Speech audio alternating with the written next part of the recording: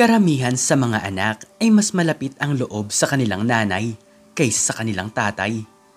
Palagi kasing wala ang isang padre de pamilya upang maghanap buhay. Nagtitiis ng hirap at lungkot, mabigyan lamang ng magandang kinabukasan ang kanyang pamilya.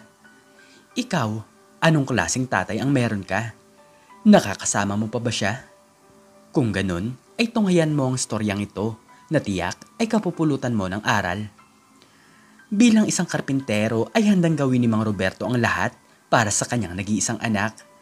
Ang kanyang asawa kasi ay puro sugal lamang ang inaatupag at hindi maalam maghanap buhay. Hindi niya naman ito mahiwalayan dahil ayaw niya naman ng isang sirang pamilya. Ayaw niyang lumaki ang kanilang anak na walang isang nanay. Marami na ngang tao ang nagsasabi sa kanya na iwanan na ang kanyang asawa, ngunit hindi niya naman magawa. Pinapairal niya pa rin ang kanyang pagmamahal at agad niya itong pinapatawad kapag nakakagawa ito ng kasalanan. Mariel naman, wag mo nang ipangsugal ang pera. Ipunin mo na lang yan para sa pag-aaral ng ating anak. Alam mo naman na malapit na siyang tumungtong sa high school. Mahinahong sabi ni Mang Roberto. Ano ka ba naman? Hindi mo ba naiisip na napapalago ko ang ating pera? Ano bang silbi ng pagkakarpintero mo? Mas malaki pa nga ang kinikita ko. Nakasimangot na sagot ni Aling Mariel. Umalis na lamang si Mang Roberto upang pumunta sa kanyang trabaho. Nagtitiis ito ng init at pagod, masuportahan lamang ang kanilang anak. Ngunit sa tuwing uuwi siya sa kanilang bahay, ay agad siyang hihingan ng kanyang asawa ng pera upang maglaro sa sugalan. Ang malas ko naman talaga. Ikaw kasi Roberto, pinipigilan mo ang swerte ko.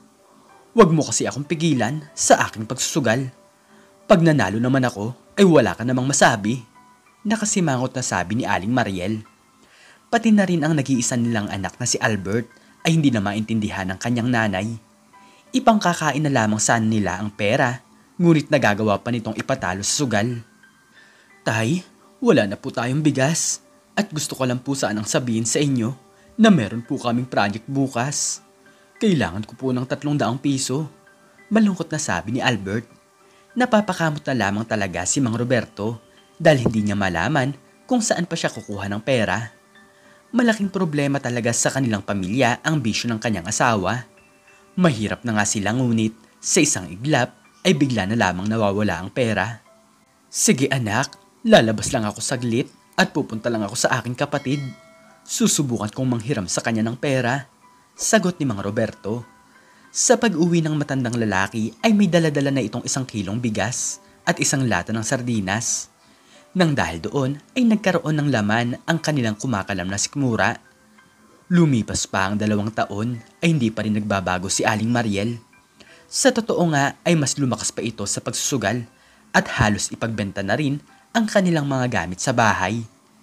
Minsan lamang ito kung manalo at hindi man lang mabawi ang kanyang mga natalo. Ano ba yan Mariel? Magbayad ka naman. Ang laki na ng utang mo sa akin. Ang sabi mo ay may pera ka pang nakatabi sa inyong bahay. Galit na sabi ni Aling Marites. Ito ang may-ari ng sugalan na palaging kalaro ng babae. Huwag ka namang magmadali. Ano bang akala mo sa akin? Wala akong pambayad? Seryosong sagot ni Aling Mariel. Sumuko na lamang ang babae nang umabot sa 20,000 piso ang kanyang utang. Alam naman ni Aling Mariel sa kanyang sarili na wala naman talaga siyang pambayad. Ano ba yan? Hindi ko man lang nabawi ang naipatalo ko. Saan ako kukuha ng pera? Hayaan ko na nga lang at hindi na ako muling babalik pa dito. Napapailing na sabi ng babae. Nangako si Aling Mariel na babalik ito kinabukasan upang magbayad kay Aling Marites. Ngunit dumaan ang 2 linggo ay hindi pa ito bumabalik. Nagulat na lamang ang babae nang puntahan siya sa kanilang bahay ng may-ari ng sugalan. Nasa trabaho ang kanyang asawa at ang kanyang anak naman ay nasa eskwelahan. Wala ka ba talagang balak na bayaran ako? Ang lakas mong magsugal, wala ka palang pera. Huwag kang mag-alala dahil pagsisisihan mo ang ginawa mo sa akin. Natatawang sabi ni Aling Marites. Ngunit pagkatapos noon ay itinalpak na lamang ng babae ang pintuan ng bahay at desidido ito na hindi magbayad ng utang. Lumipas ang ilang oras ay may dalawang lalaki ang kumatok sa kanilang pintuan. Sa pagbukas ni Aling Mariel ay nakita nito ang asawa ng babae kasama ang kaibigan nito. "Bastos kang babae ka ha? Sige, ito ang nararapat sa'yo," galit na sabi ng asawa ni Aling Marites. Rinig na rinig ng maraming mga tao ang malakas na pagputok. Nang dahil doon ay agad silang pumunta sa harapan ng bahay ng babae at nakita na lamang nila ang walang buhay na si Aling Mariel. Agad nakarating ang balita kay Mang Roberto, kaya napaluhod na lamang ito nang makauwi ito sa kanilang bahay. "Mariel, bakit mo naman kami iniwan? Sino naman ang tao na gumawa nito sa'yo?" Umiiyak na sabi ni Mang Roberto. Nagkalat ang mga pulis at napag-alaman nila na away pera ang sanhi ng lahat ng ito. Agad nilang nahuli ang asawa ni Aling Marites matapos magsumbong ang isang kapitbahay na nakakita sa lahat ng pangyayari. Hindi rin malaman ni Albert kung ano ang kanyang mararamdaman. Kanina lang ay kasama pa nila ang kanyang nanay, ngunit ngayon ay wala na itong buhay. Lumipas ang isang buwan ay ang mag-ama na lamang ang magkasama. Hindi pa man nakakalimot si Mang Roberto ay pilit pa rin siyang kumikilos para magtrabaho. Ipinapangako niya sa kanyang sarili na magtatapos sa pag-aaral ang kanyang anak. Palalakihin niya ito ng mabuti at mayroong magandang asal. Sobrang dami talaga nilang problema sa buhay at ang lahat ng kanyang kinikita sa pagkakarpintero ay ibinubuhos niya lamang sa pag-aaral ni Albert. Alam niya sa kanyang sarili na isang araw ay magiging maayos din ang kanilang buhay. "Anak, mag-aral ka ng mabuti at huwag kang magbibisyo. Tingnan mo ang nangyari sa nanay mo. Nagkaroon siya ng kaaway at nagdahilan nito ng pagkatapos ng kanyang buhay." Pangaral ng lalaki sa kanyang anak. "Opo, tay. Nag-aaral naman po ako ng mabuti. Balang araw ay magkakaroon po ako ng magandang trabaho at babawi po ako sa inyo," seryosong sagot ni Albert. Nang makatungtong ang binata sa kolehiyo ay hindi pa rin ito nasunod ang mga payo ng kanyang ama. Natuto itong magbisyo kaya napapabayaan ito ang kanyang pag-aaral. "Mag-enjoy naman tayo mga pare, hindi yung puro pag-aaral. Ano pang silbi ng ating buhay kung palagi tayong nakakaramdam ng kalungkutan?" Pasigaw na sabi ng isang kaibigan ni Albert. Madalas ng gabi kung umuwi ang binata. Napapansin din ni Mang Roberto na madalas itong nakakainom ng alak. Pilit na tinitiis ng matanda ang lahat ng hirap. Ang gusto niya lang naman kasing mangyari ay ang makatapos ang kanyang anak. "Papayagan kitang mag-inom, Albert, pero ang hiling ko lang ay magtapos ka sa iyong pag-aaral. Tandaan mo na para sa iyo din naman ang lahat ng sinasabi ko sa iyo," malungkot na sabi ni Mang Roberto. "Opo, tay. Pangako magtatapos ako. Ang hirap lang din kasi ng puro pag-aaral ang inaatupag. Kailangan ko ding magsaya para hindi ako tamarin," sagot ni Albert. Lumipas pa ang mga taon ay hindi naman nabigo si Mang Roberto dahil nakatapos naman ang kanyang anak. Hindi nagtagal ay nagkaroon ito ng magandang trabaho at malaki ito kung kumita ng pera. Ngunit hindi pa pala dito nagtatapos ang kanilang mga problema. Ang akala ng matandang lalaki ay ito na ang simula ng pagbabago ng kanilang buhay, ngunit nagkakamali pala siya. Namana ni Albert kay Aling Mariel ang pagkahilig sa sugal. Sa tubing sumesuldo si Albert ay ipinanglalaro nito ang pera. Hindi malaman ni Mang Roberto ang kanyang gagawin, ngunit nakaisip ito ng isang paraan. "Anak naman, kailangan mo mag-ipon ng pera para sa iyong kinabukasan. Hindi mo ba naiisip na ang sugal ang nakasira sa ating buhay?" Pangaral ni Mang Roberto. "Pero hindi naman po ako tulad ni nanay na hindi nagbabayad ng utang. Huwag po kayong mag-alala sa akin dahil marami po akong kaibigan," sagot ni Albert. Simula noon ay palaging hinihinga ni Mang Roberto ng pera ang kanyang anak. Ang sinasabi ng matandang lalaki ay para ito sa panggastos nila sa kanilang bahay. Nagbibigay naman si Albert ng 5,000 piso kada buwan bilang pasasalamat niya sa kanyang tatay. Pero kahit may trabaho na si Albert, ay patuloy pa rin si Mang Roberto sa kanyang pagtatrabaho. Ang pera na hinihingi niya sa kanyang anak ay itinatabi niya. Balak niyang ipunin ito at ibigay kay Albert sa oras na singilin na ito ng karma. Buwan-buwan na lamang pilit na humihingi ng pera ang matanda. Kung minsan nga ay nagagalit na si Albert dahil siya naman ang nauubusan ng pera. Palagi rin kasi itong natatalo sa sugal. Gustong gusto niyang mabawi ang kanyang talo, ngunit lalo lang nauubos ang kanyang pera. Ano ba yan? Kailan ko kaya mababawi ang aking mga natalo? Pero alam ko naman na isang araw ay mababawi ko rin ito. Naiinis na sabi ni Albert sa kanyang sarili.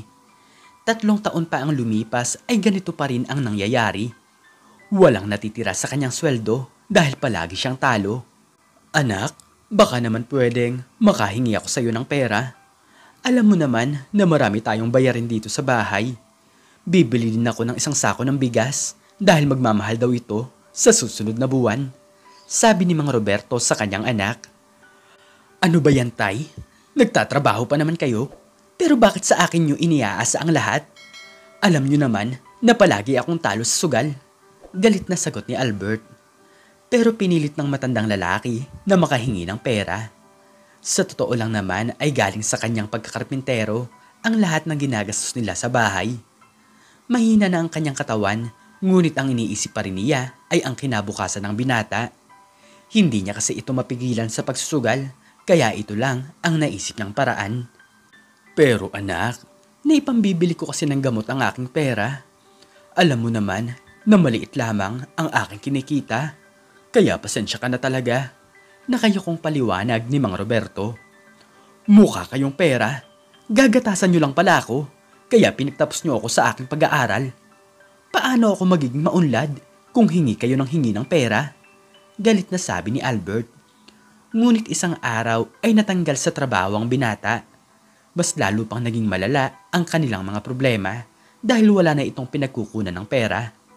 Naisip-isip ng binata na nakaipon na sana siya ng pera kung hindi siya natutong magsugal. Naisip nito na tama nga ang kanyang ama. Kung inipon niya lang sana ang pera ay baka nakapagpatayo na siya ng isang maliit na negosyo. Habang patambay-tambay si Albert ay nakita niya ang isang dalaga. Nagkagusto ang binata dito, ngunit alam niya naman na wala siyang pag-asa. Sino nga ba naman ang magkakagusto sa tulad niya na walang trabaho at kilalang dating sugalero? Tay, simula ngayon ay ipinapangako ko po na hindi na po ako magsusugal. Tama po kayo dahil nasira lang po nito ang aking buhay. Malungkot na sabi ni Albert. Nang dahil doon ay napangiti si Mang Roberto. Isinama niya ang kanyang anak sa kanyang kwarto at inilabas ng matanda ang mga perang naipon nito. Anak, iyan ang mga perang hinihingi ko sa'yo. Alam kong isang araw ay mauubusan ka ng pera, kaya ginagawa ko ang bagay na yon. Sana ay gamitin mo yan sa maganda at magsimula ka ng isang negosyo, paliwanag ni Mang Roberto. Napaluha na lamang si Albert nang dahil sa kanyang nalaman. Malaking halaga ito para makapagsimula ng bagong buhay. Agad niyang sinimulan ang naiisip niyang negosyo at laking pasasalamat niya dahil agad itong lumago.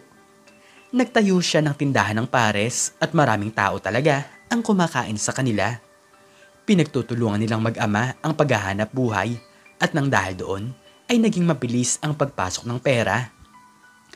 Tay, tama nga po kayo. Mas mabilis ang pera dito kaysa sa sugal. Pasensya na po kayo dahil nagkamali po ako. Pero ngayon, Tay, palagi ko na pong pakikinggan ang mga payo niyo sa akin. Masayang sabi ng binata. Hanggang sa lumipas ang 1 taon ay napatunayan ni Albert na nagbago na siya. Mas umunlad pa ang kanilang negosyo kaya nagkaroon na siya ng lakas para ligawan ang dalaga. Hindi nagtagal ay sinagot na siya nito dahil nakikita ng babae na may pangarap si Albert sa kanyang buhay. Lumipas ang mga taon ay nagpakasal ang dalawa. Nagkaroon ng apo si Mang Roberto na siyang nagpapasaya sa kanilang pamilya. Simula noon ay naging masagana ang kanilang buhay. Hindi na nila pinoproblema ang pera nang dahil siya ay naging isang mabuting ama. Masaya talaga ang paglalaro ng sugal, ngunit hindi mo namamalayan na nauubusan ka na ng pera. Ang isang ama ay walang hinangad sa buhay kundi ang masuportahan ang kanyang pamilya. Hindi nila ipinapakita na nahihirapan na sila upang hindi ka mag-alala. Hindi man natin sila madalas nakakasama, ngunit ang hindi mo alam ay tayo palagi ang nasa puso't isipan nila. Walang perpektong tatay, pero handa nitong ialay ang sariling buhay para sa kanyang minamahal na mga anak at asawa. Ikaw, anong natutunan mo sa istoryang ito? I-comment mo sa baba ang iyong natutunan. At hanggang dito na lamang po nagtatapos ang aking istorya at sana po ay nabigyan kayo nito ng magandang aral. Please like, share, and subscribe and click the notification bell para lagi kang updated sa mga bago kong istorya. Muli ay maraming salamat po at God bless us all.